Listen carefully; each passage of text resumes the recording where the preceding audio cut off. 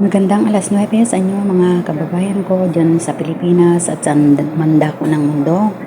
Magandang umaga, magandang hapon, good day. So, alas 9 pa lang naman ng umaga. Natapos ko nang maglinis at tulog pa yung amo ko kasi ang pasok niya is alas 2 pa naman ng hapon. Pero aalis daw siya ng maaga kasi nga may bibilin siya at pupunta siya ng salon. Papaayos niya daw yung buhok niya. Kaya ako naman is habang natutulog pa siya is nandito ako sa may bintana. Tinitingnan ko, tinatanawan ko yung yung kasing harap namin na yan ay very nice. Yan, malapit kami sa park. Yan, at nasa third floor kami. So ayan guys, yan lang yung pang-alis ng stress ko kapag ako'y nalulungkot. Tumatanaw lang ako diyan sa sa bintana, diyan sa baranda, yung terrace yan. May malaking terrace kasi diyan sa namin, kaya diyan lang ako tumatanaw kasi ang palibot niyan ay dagat yan. Tapos merong lake diyan sa may tapat ng dito sa park yan. Yun yung At ngayon na nga natapos na yung aking alas 11 na. Sabi ko mag-uumpisa na akong magluto. Ang lulutuin ko daw is yung Chinese rice with chicken. Pero ito yung mga sangkap ng rice na lulutuin ko. So ayan guys, meron tayong spring onion, spring beans, red chili, tapos meron tayo ding yellow chili, yung bell pepper sa ating. Tapos ayan, ginayat-gayat ko yung spring onion at saka yung spring beans. Yan, yung bagyo beans sa atin ba sa Pilipinas. So yan guys. Tapos meron tayong ginayat na onion. Ayan, hindi mawawala yun. At ito yung carrots at ito yung green pepper. Yan, green sa atin ay bell pepper. Ayan. So, yan na nga, luto na yung aking kanin. Hindi ko na pinakita yung paghugas niyan at pagluto. So, naluto na agad kasi ang bilis niyang maluto. Ito yung, ang ginamit ko dyan ay biryani. Hindi pala. Ano pang tawag dyan? Basmati rice. So, ayan na yung mga sangkap ko. Na-ready ko ng lahat. Kompleto na. Isinit aside ko siya para kapag magluluto na ako ay madali ko siyang makuha. Ayun guys. At ito na nga, at habang piniprepare ko yung aking paglulutuan ay binibidyohan ko to para naman makita nyo kung ano yung mga sangkap ng aking gagawin. Sabi ng amo ko, gusto daw niyang makatikim ng Chinese rice. Sabi ko naman, sa Pilipinas, ganyan din yung procedure ng aming pagluluto. Yung ini-steam lang yung bigas. Wala siyang rekado, wala siyang asin kasi dito yung mga niluluto nila ay mga. So ayun na nga guys, at turn on na natin ang ating kalan. Yan, nilagyan na natin ng apoy at nilagay na natin itong kaserola. At ito naman yung ating gagamitin na butter. Yan yung original na butter from Egypt. So mas masarap kasi fresh siya. So, ayan na yung ating, i-flex ko lang yung ating mga rekado, bell pepper, color pepper, carrots, ayun, repolyo, at yun na nga guys, mainit na yung ating kawali, tinats na. So, ayun na nga guys, yan, mainit na yung ating kaldero, frying pan. So, ayan, kukuha tayo ng 2 tablespoon of butter. So, kung naman nagda-diet kayo, ay hindi na ninyo pwede kailangan damihan ng butter. Kung gusto nyo ay yung normal lang na oil. So ayan guys, yan, lagyan natin, initin natin ng kaunti. So yan, and then pagkatapos ay ilagay na natin ang ating tinikdik na bawang o garlic.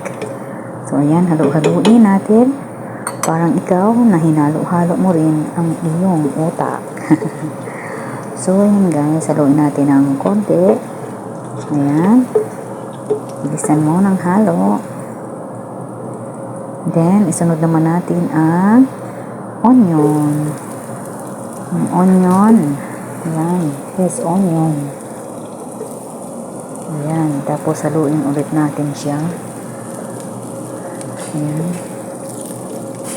Napakasimpleng recipe lang ang ating gagawin. So, isunod naman natin ang kapag ganyan na yung kulay niya, medyo little brown na siya at alam natin softness, ano yan? Medyo malambot na at medyo brown na yung ating onion, ay isunod naman natin ang ano ba yung isusunod natin? Guess what? Ayang itlog. Kumuha ako ng apat na itlog at inilagay ko dyan.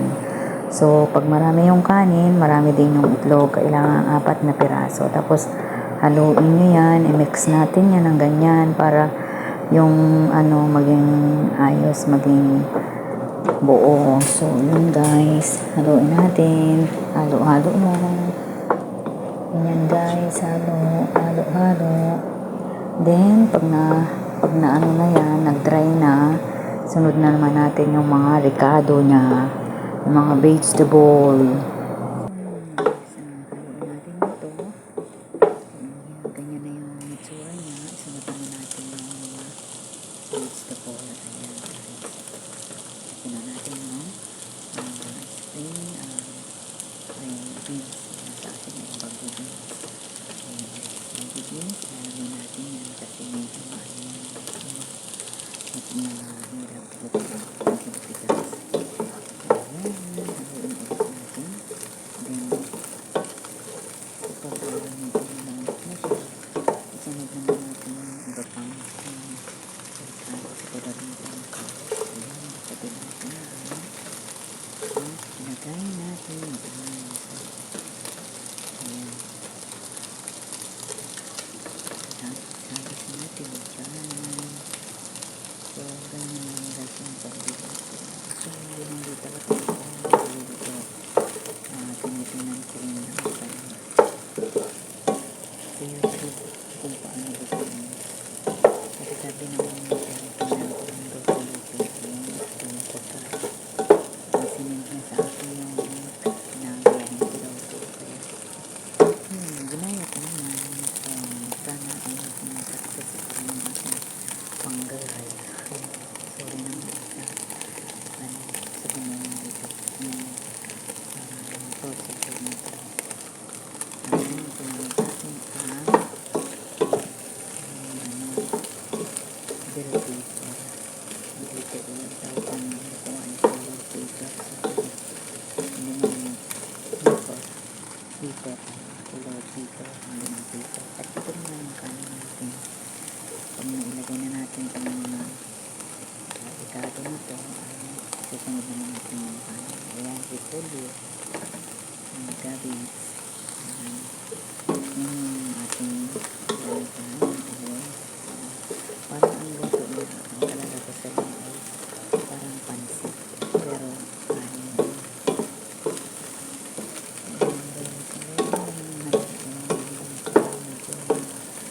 Parang hapot siya. Hapot na siya. Sunod naman natin yung iba pang ricado. So, yun naman natin yung iba. Naalala ko naman yung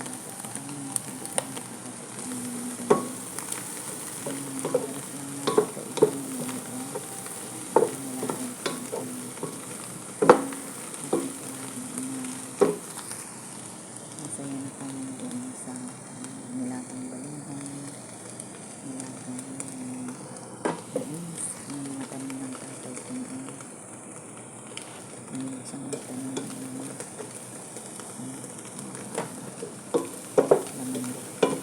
katulad ng kamote, balinghoy. So, hindi kami nakakabili niyan kahit sili na tanim, hindi kami nakakapagta niyan. Dito ang nilagay niya. So, natin nilagay ko sa asin at ating asukal pangkalasa. So, yun guys. Nahilo na talaga yung mga gulay. Kaya susunod na natin itong kanin. Ayan na. Ayan na. Haluin natin para maging magsanib puwersa yung sanib puwersa. Tingnan mo naman yung guys yung ano dito kanin. Napakahaba. So ayan, maglalagay tayo ng 1/3 na soy sauce. Ayan. Pero depende po sa inyong ano, sa inyong sinaing na kanin. Lasahan nyo kung yung 1/3 na soy sauce ay nakamatch doon sa kanyang ano, sa kanyang lasa. So ayan, haluin lang natin, haluin at para malasahan natin kung na. Ayan na nga, ito na po, tapos na natin i-mix kanin at yung mga gulay. Try natin kung siya ay okay na.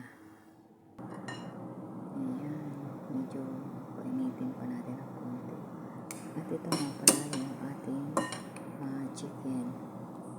Ayan, binabad ko sa yogurt,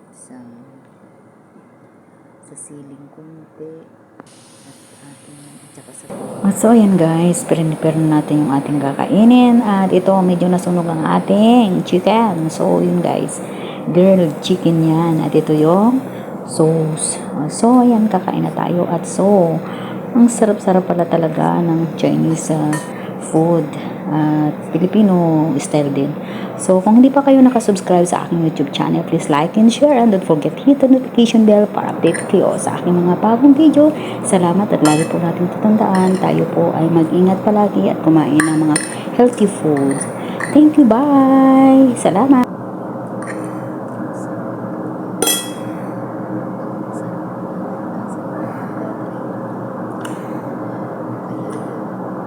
Patikim nyo din sa inyong mga amo at talagang may enjoy nila ang pagkain. At ito na nga yung pinagkainan ko. Salamat sa panonood.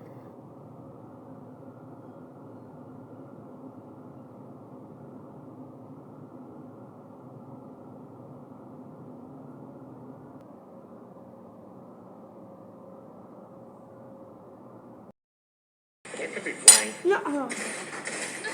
That's really low. All three. 5 minutes. We're fighting.